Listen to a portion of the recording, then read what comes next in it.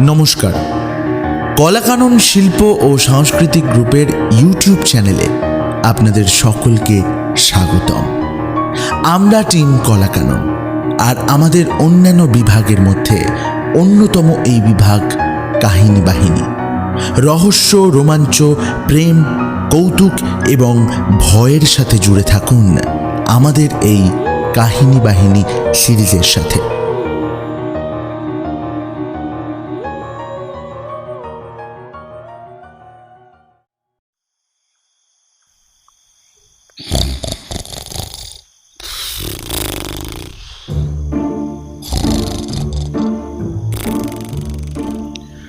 ঘুম দিয়ে আমি মহাত্মা কুম্ভকর্ণকে হারাতে পারি না তা ঠিক, তিনি এক ঘুমে 6 মাস কাটিয়ে দিতেন। তাহলেও আমি প্রায় তার কাছাকাছি যাই। এক ঘুমেই রাত কাবার হয় আমার। ডাকাত পড়লেও আমার নাক ডাকার ব্যাঘাত ঘটে না নাকি। এমনকি দেখেছি, পরদিন সকালে উঠে আমি দেখেছি যে আমার ঘুমের ওপর দিয়ে ভূমিকম্প চলে গেছে, তথাপি আমার ঘুমের ব্যাঘাত হয়নি। আশেপাশের বাড়িঘর ভেঙে পড়েছে, পাড়ার সবাই দারুণ শোরগোল তুলেছিল, কিন্তু ঘুম আমার টসকাতে পারেনি। এমন যে ঘুম আমার, তাও সেদিন মাঝরাতে ভেঙে গেল আচমকা।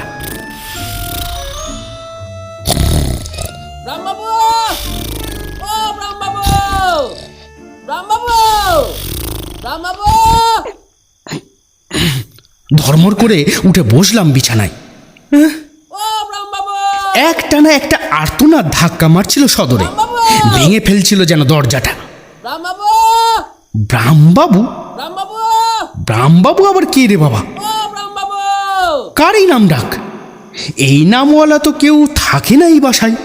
তবে এই ঘুম ভাঙানো ধুমধারাক্কা কিসের জন্যে? চোখ মুছতে মুছতে নেমে গিয়ে দরজাটা খুলে দেখি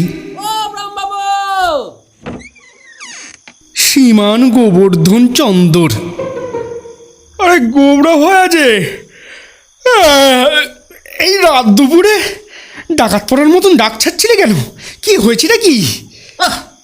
ঘুম বাবা আপনার একখানা, আমার বৌদির ঘুমকেও টেক্কা মারে বাবা। কম ডাক ছাড়ছি, কম হাঁক পাচ্ছি তখন থেকে আমি। হ্যাঁ, আমার গলা ভেঙে গেল, তবু আপনার ঘুম ভাঙার নামটি নেই। হ্যাঁ, কি? তা তো হলো, কিন্তু ব্রাম ব্রাম বলে ডাকছিলে কেন হে? আমি ব্রাম নাকি? আমি শিব ব্রাম না? ঘুম ভাঙার চাইতেও নামের ভগ্নদশায় আমার রাগ হয় বেশি। আমার সি কোথায় গেল? সি না, সি তো আপনার কখনো দেখিনি মশাই। বৌদিকে আর দেখলাম কোথায়? আপনার হি তো দেখে যাচ্ছি বরাবর বলে সে হি হি করে হাসে। অবশ্যই মাঝে এখানে সিতুদীপিনীদিকে দেখেছি বটে, কিন্তু তারা তো আপনার সি নন, বনি তো আপনার ব্রাহ্মবাবু। আমার সামনে দাঁড়িয়ে আবার ওকে ব্রাম বলতে শুনে ইচ্ছে করে ওর মুখের ওপরে দরজাটা দাম করে বন্ধ করে দিই, কিন্তু সামনে নিয়ে বলি, হ্যাঁ হ্যাঁ তা তো হলো, কিন্তু ব্যাপারটা কি? দাদাই তো বললো আপনার কাছে আসতে, এই ছুটতে ছুটতে এসেছি। কারণ বৌদি হাঁ করে ঘুমোচ্ছিল তো, একটা নেংটি ইঁদুর। ইঁদুর? হ্যাঁ, ইঁদুর করেছে কি, সেই ভাগে না বৌদির মুখের মধ্যে গিয়ে সে দিয়েছে। আমি আটকে উঠি। কি সর্বনাশ! গলায় আটকে গেছে বুঝি ইঁদুরটা। তারপর তাকে লেজ ধরে টেনে বার করা হয়েছে তো? লেজ টেজ তো কিচ্ছু বেরিয়ে নেই, টানবো কি করে? গোবরা বলে, আটকাইনি তো গলায়। গলায় আটকায়নি? যাক, বাঁচা গেল। আমি হাঁপ ছাড়লাম। আরে গলায় আটকাইনি, তলায় চলে গেছে শটান। গোবর্ধন প্রাণঞ্জল করে, পেটের ভেতরে একেবারে সে দিয়ে গেছে। ও বাবা! ও তা তোমার বৌদি কি করছেন এখন? কিচ্ছু না, তেমনি ঘুমোচ্ছে নকাতরে। পেটের ভেতর যে একটা আস্ত ইঁদুর ঢুকেছে তাও টের পাননি বোধহয়। যা ঘুম না বাবা বৌদির। হ্যাঁ, ঘুম বটে একখানা, মানতে হয় আমায়। একেই বলে যথার্থ ঘুম। আমার ঘুমকেও টেক্কা দেয় বটে। ওফ, এরই নাম বোধহয় সুষুপ্তি। সুষুপ্তি কি দুষুপ্তি আমি জানি না। দাদা মাথায় হাত দিয়ে বসে পড়েছেন। আচ্ছা, এই রাত দুপুরে কি রাম ডাক্তারকে পাওয়া যাবে? আসবেন কি রাম ডাক্তার? 4 গুণ ভিজিট দিলেও কি আসবেন উনি? হ্যাঁ, আপনি একটু দেখুন না, আপনি একটু দেখুন না, দয়া করে একটু দেখুন না প্লিজ। গোবর্ধন শুধায়। আসতে পারেন হয়তো, চেষ্টা করে দেখতে হয়। তাই তো দাদা পাঠালেন আপনার কাছে। আপনি যদি একটু চেষ্টা চরিত্র করে কোনো রকমে একটু দেখুন না শিবরাম বাবু, একটু দেখুন না, দেখুন একটু একটু দেখুন একটু। তা চলো দেখা যাক।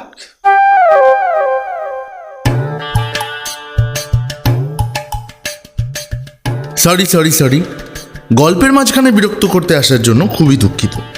নমস্কার, আমি এই গল্পের সূত্রধার কৌশিক জানা। তা কেমন লাগছে আজকের গল্প?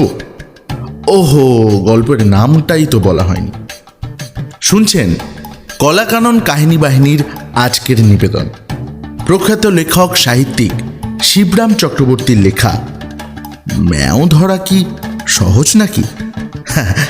তা লেখক এবং রাম ডাক্তারের ভূমিকায় শুভদীপ বনু, হর্ষবর্ধনের চরিত্রে সৌম্যদীপ বনু, গোবরার ভূমিকায় জিৎ ঘোষ।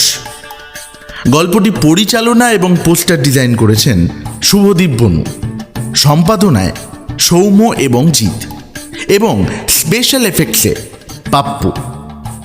গল্পটা এতক্ষণ যখন শুনে ফেলেছেন, আশা করি বাকিটাও মন্দ লাগবে না। সবশেষে গল্পটা ভালো লাগলে অবশ্যই লাইক, কমেন্ট এবং শেয়ার করে দেবেন। আর ডিস্টার্ব করব না, সো লেটস কন্টিনিউ।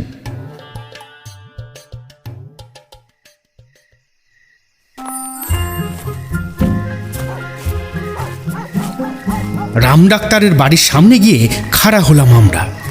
গোবরাকে বললাম, এই গোবরা, সেই রকম একখানা ছাড়ো দেখে এইবার। আমার দরজায় যা ছেড়েছিলে সেরকম। হ্যাঁ, রামবাবুর ঘুম কতটা প্রগাঢ় আমার জানা নেই তো, তাই আর কি। ছাড়া। কি ছাড়তে বলছেন আপনি? রাম ডাক ছাড়ো, কিংবা দরজার উপর করাঘাত, কিংবা দরজাটার কড়া নাড়া, যা খুশি। বেশ কড়া রকমের একখানা ছাড়তে হবে তোমায়। দরজার উপর কোনো কড়াকড়ি না করে বাজ পড়ার মতো কড়াক্কর আওয়াজ ছাড়লো গোবরা।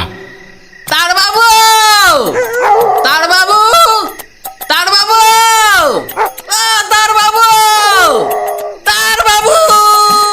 বিয়াক্তার হয়ে গোবরা বিয়ারা ডাক ছাড়তে লাগলো। আমি বাধা দিলাম। ডাক ছাড়তে বলেছি বলে কি তুমি ডাক্তারের ডাক ছাড় দিয়ে ডাকবে নাকি?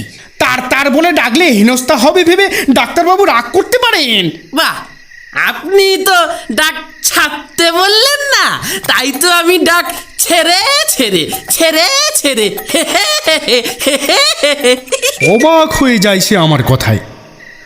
ডাক্তারদের ঘুম স্বভাবতই ক্ষণভঙ্গুর, সব সময় কলের অপেক্ষায় বিকল হয়ে থাকেন বলেই এমনটা হবে বোধহয়। খানিক না ডাকতেই ডাক্তারবাবু মুখ বাড়ালেন দোতলার বারান্দা থেকে। আগে আমরা কল দিতে এসেছি আপনাকে, জানাই গোবরা। হাঁকলেন তিনি। আমি যেন শুনলাম কে ব্যারাম। আগে কোনো ব্যারাম নয় তো, ব্যারাম নয়, শিবরাম জানালাম আমি তখন। শিবরাম তো বুঝলাম, রোগটা কি? রোগটা কি এমনি যেন শুধালেন আমার মনে হলো। আগে ঠিকই ধরেছেন, রোগী বটে, তবে ROGUE রোগ। ওর নাম গোবরা, তোষ্য ভ্রাতা। আগে ওই হর্ষবর্ধনকে জানেন তো? হ্যাঁ, হর্ষবর্ধন বাবু তোষ্য ভ্রাতা, মানে তার ভাই শ্রী গোবর্ধন। কিছু বুঝতে পারছি না, নামছি দাঁড়াও। নেমে তিনি তার চেম্বারের দরজা খুললেন।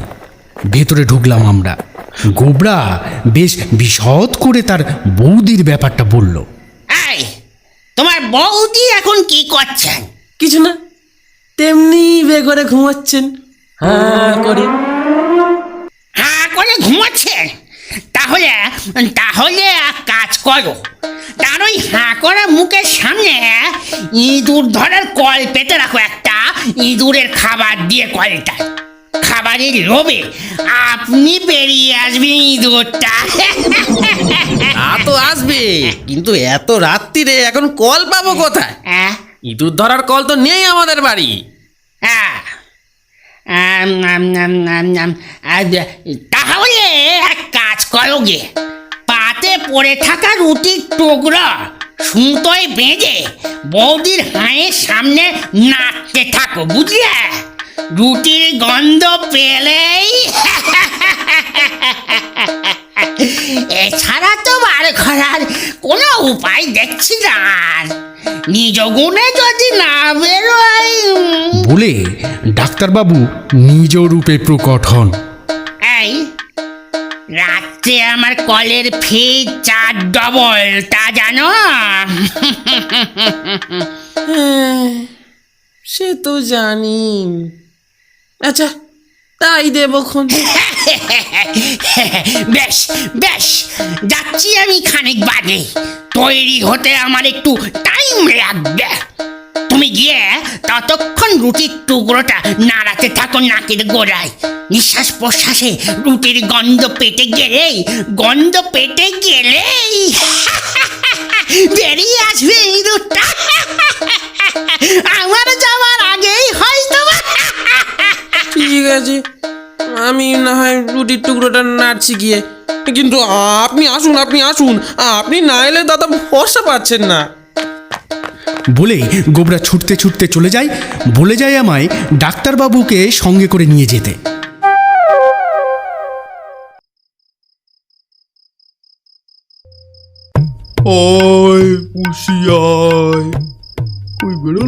ডাক্তারবাবু সহ গিয়ে দেখি হর্ষবর্ধন বেশ একটা বড় সড়ো তেলাপিয়া মাছ ধরে তার বউয়ের মুখের কাছে নাড়াচ্ছেন।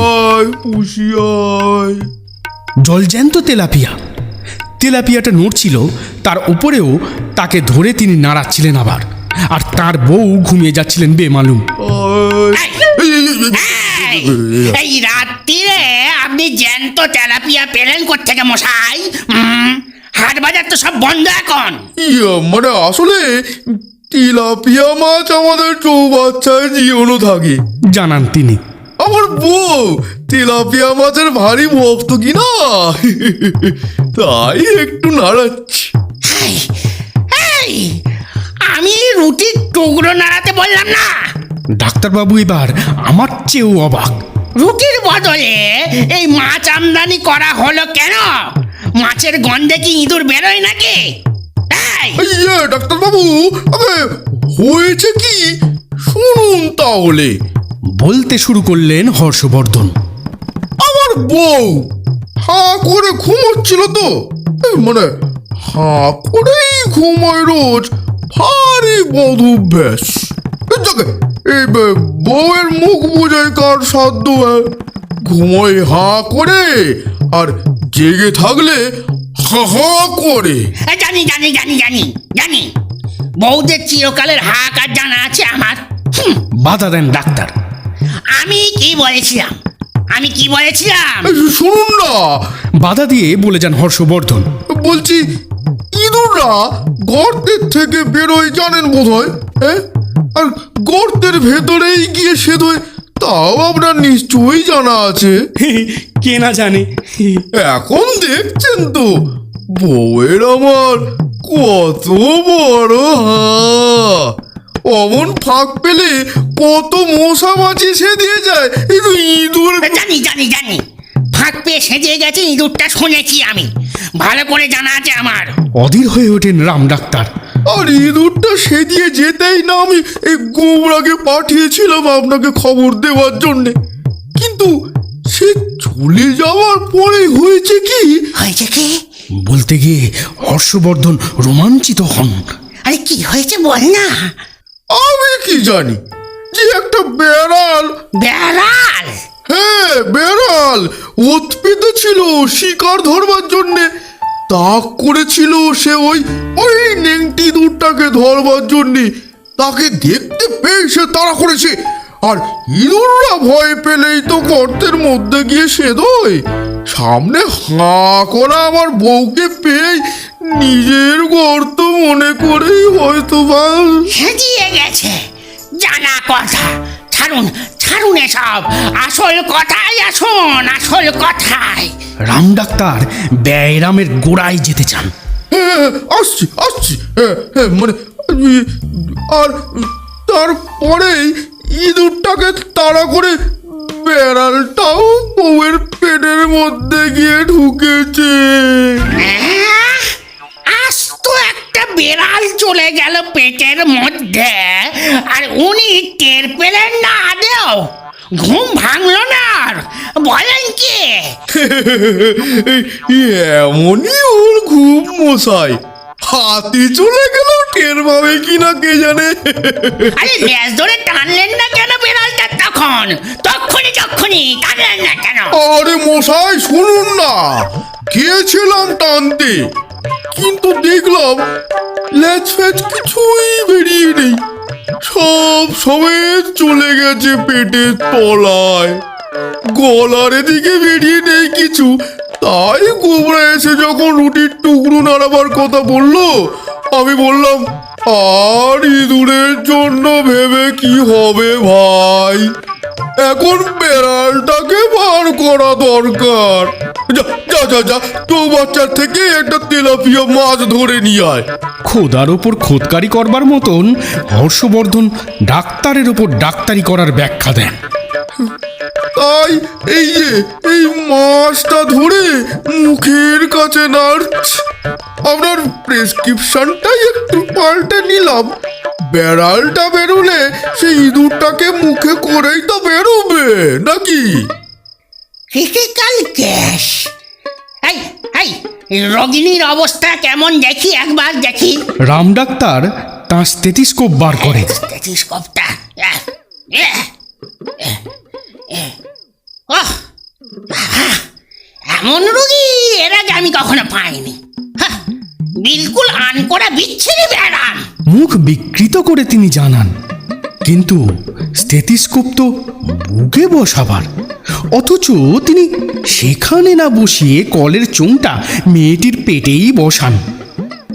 অবাক লাগে আমার, এটা আবার কি হলো? এই ধরনের খাপছাড়া চিকিৎসা কেন? নাকি বেখাপ্পা রুগী পেয়ে খাপ্পা হয়ে গেলেন ডাক্তার? অবশ্যই হৃদয় কারো কারো বেশ উদার হয়ে থাকে আমি জানি, কিন্তু উদর তো কখনোই হয় না, মাঝখানে আকারের তারতম্য থেকেই যায়। তবে কি ইঁদুর বেড়ালের পাল্লায় পড়ে বিগড়ে গিয়ে ইতর বিশেষের জ্ঞান লোপ পেল ওর? এই যন্ত্রটা ওর পেটে বসাচ্ছেন যে, মানে কেমন বুঝলেন হাটের অবস্থা? বলে কথাটা ঘুরিয়ে ওর ভুলটা ধরিয়ে দিতে চাই। হাত দেখছি না, ওর পেটের খবর জানবার চেষ্টা করছি। কোনো সারা শব্দ পাচ্ছি না বেড়ালটার, ম্যাও ট্যাও কিচ্ছু না, নো ম্যাও, নো ম্যাও। বলছিলাম ডাক্তারবাবু, বলছি এই ইঁদুরটার আওয়াজ পেলেন কোনো? ইঁদুর কি টু শব্দটি করতে পারে বেড়ালের সামনে? হ্যাঁ, বেড়ালের মুখের ওপর মুখ নাড়ার ক্ষমতা আছে ওর। তাছাড়া সে কি আর পেটের মধ্যে আছে এতক্ষণ? বেড়ালের পেটেই চলে গেছে কোন কালে। আমি শুধু তাই বেড়ালটার ম্যাও ধরবার চেষ্টা করছিলাম আমার এই স্টেথিস্কোপটা দিয়ে। নো ম্যাও, নো ম্যাও। বলছিলাম মেয়াও ধরা কি সহজ নাকি মশাই? তারপর তো ধরে তার গলায় ঘন্টা বাঁধা ঢের পরের কথা।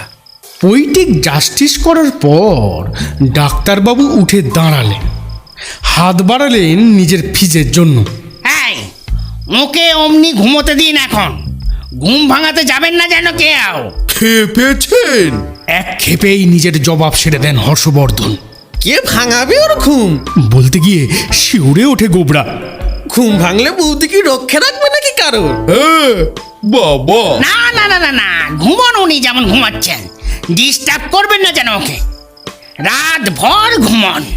বলছিলাম ডাক্তারবাবু, মানে ওই বিড়ালটার কি গতি হবে? ওটা কি ওর পেটের মধ্যেই থেকে যাবে নাকি?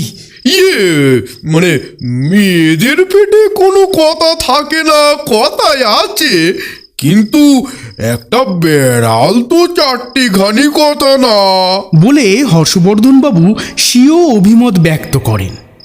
আস্ত একটা চারপি বিড়াল। পেটের ভেতর গিয়ে নাচার হয়ে পড়েছে বেচারা এখন। আহাগো কেষ্টর জীব, নারী ভুঁড়ির গোলক ধাঁধায় বেরোবার পথ খুঁজে পাচ্ছে না বোধহয়। পেটের মধ্যেই থাক। মেয়েদের পেটে কথা না থাকলেও এটা মনে হচ্ছে থেকে যাবে শেষ পর্যন্ত। থাকবে। ভিজিটের টাকা পকেটে গুঁজতে গুঁজতে রাম ডাক্তার ফাঁস করেন। মেয়েদের পেটে কথা হজম না হলেও বেড়ালটা মনে হচ্ছে হজম হয়ে যেতে পারে। ডাক্তারবাবু, কোনো ওষুধ টষুধ দেবেন না নাকি? হর্ষবর্ধন জিজ্ঞেস করেন তাকে। সেটা কাল সকালে উনি ঘুম থেকে উঠবার পর কেমন বোধ করেন সেটা জেনে তারপর। আচ্ছা, কত ওজন হবে বেড়ালটার? আন্দাজ 7-8 কেজি হতে পারে বলছেন। মানে 700 প্রোটিন। বাহ বাহ! এই গুরু ভোজনে গড় হজম হতে পারে হয়তো। যদি চুয়া চুয়া ঢেকুর টেকুর মারে তো এই একটুখানি এই হজমি দাবাই দিতে হবে। আর নয়তো এই কোথায় গেল কড়া জোলা, বুঝেছেন? তখন সে অবস্থা বুঝে ব্যবস্থা নেওয়া হবে। হ্যাঁ, ব্যবস্থাপত্র দেবার পর তিনি সযত্নে রোগিণীর মুখটা বুঝিয়ে দেবার জন্য উন্মুখ হন। কিন্তু সহজে কি সেই হাঁকার বুঝবার? প্রায় ছোট ছেলের মতোই অবুঝ। অনেক চেষ্টার পর তার হাঁকে না করানো যায়। এই মুখটা বুঝিয়ে দিলেন যে জানার কৌতূহল হয় আমার। কি জানি বেড়ালটার খোঁজে যদি কোনো কুকুর এসে ঢুকে পড়ে, আবার এর ওপর কুকুর গিয়ে পেটের মধ্যে সেঁদুলে সে শিবের অসাধ্যি হয়ে যাবে। সামান্য রাম ডাক্তার থই পাবে না তখন আর। মুখের দরজাটা ভেজিয়ে দিলাম তাই। ওই কুকুরের রাস্তা বন্ধ করবার জন্যই, বুঝলেন মশাই, মুখের দরজাটা ভেজিয়ে দিলাম। কুকুরের দাবাই দিয়ে মুগুরের মতন মুখখানা ভারী করে রাম ডাক্তার নিজের বাড়ির পথ ধরেন।